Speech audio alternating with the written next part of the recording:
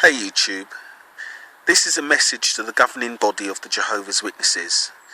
It is a message out of love from a man that was once taught to revere your position.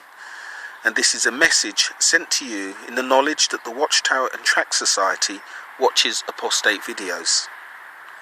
I am approaching you because I understand a little about the acquisition and exercise of power, both academically and practically. Hence I dare to lecture you. You, the governing body, are mismanaging the changing environment you find yourselves in. Your personal formative years were in a time when the general public had great deference and respect for authority, and that gave you almost unlimited human capital. But today's crop is much more cynical and suspicious.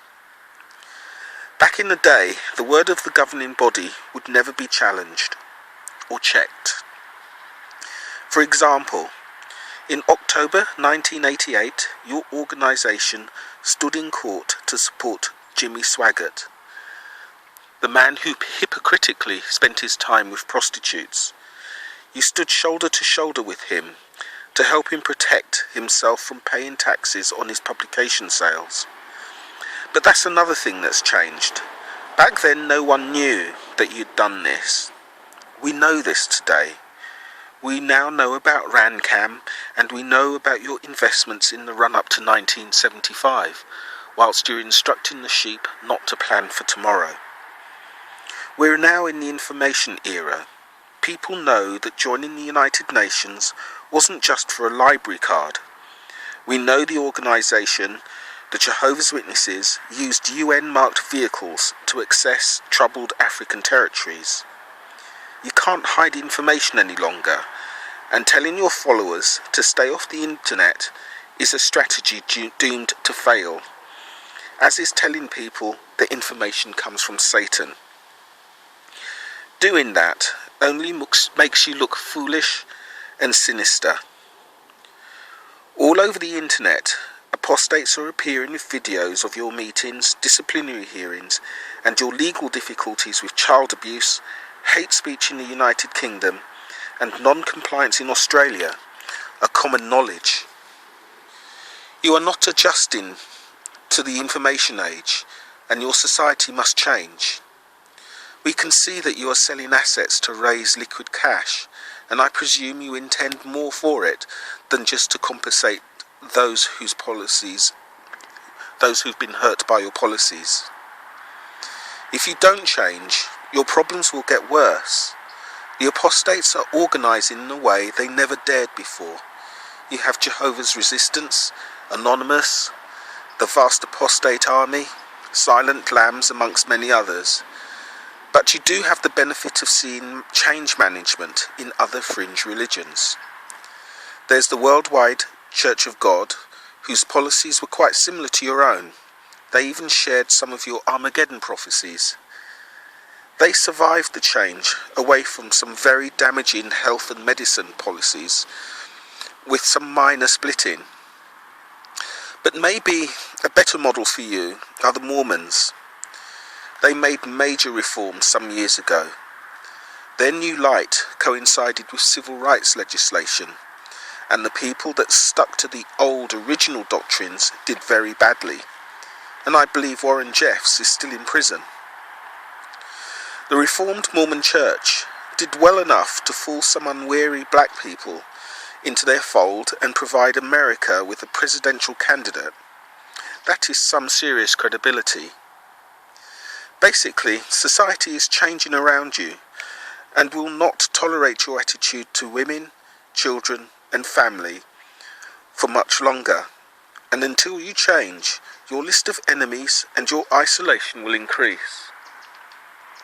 And the risk to your very freedom will also increase. Concentrating on evangelizing to the undereducated third world is also just a temporary fix. In your target nations, they are watching this video, along with JW Fairytale, Anondude 2, Penny Red, Dan Mera, and many more, too many to mention. And those undereducated nations will reject you soon enough. You privileged men on the governing body need to recognise that humanity has matured beyond the outdated morality of the Bible and would no longer tolerate forcing a woman to marry her rapist or the instructions on how severely one man may beat his human property. People are reading the book, and society is no longer respecting it. We both know it's nothing to do with the devil, and it's nothing to do with prophecy.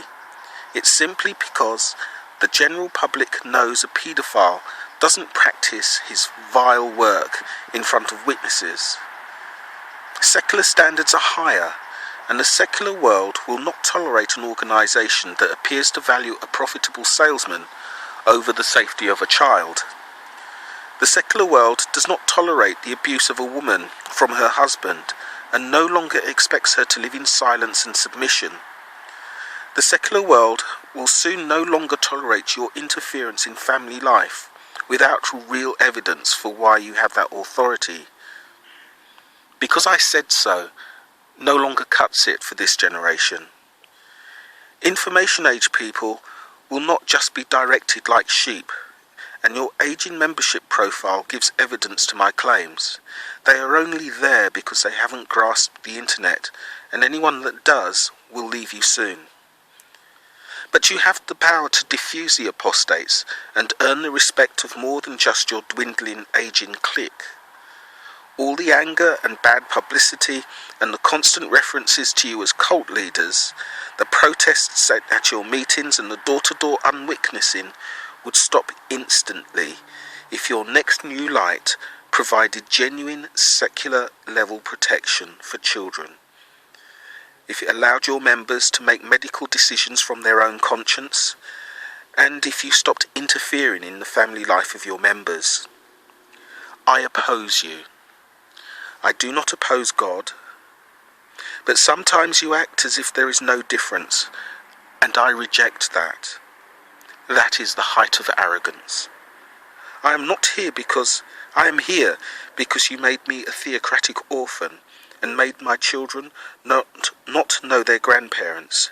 You made me delay my education and spend many lost years clearing my head of your indoctrination. I oppose you.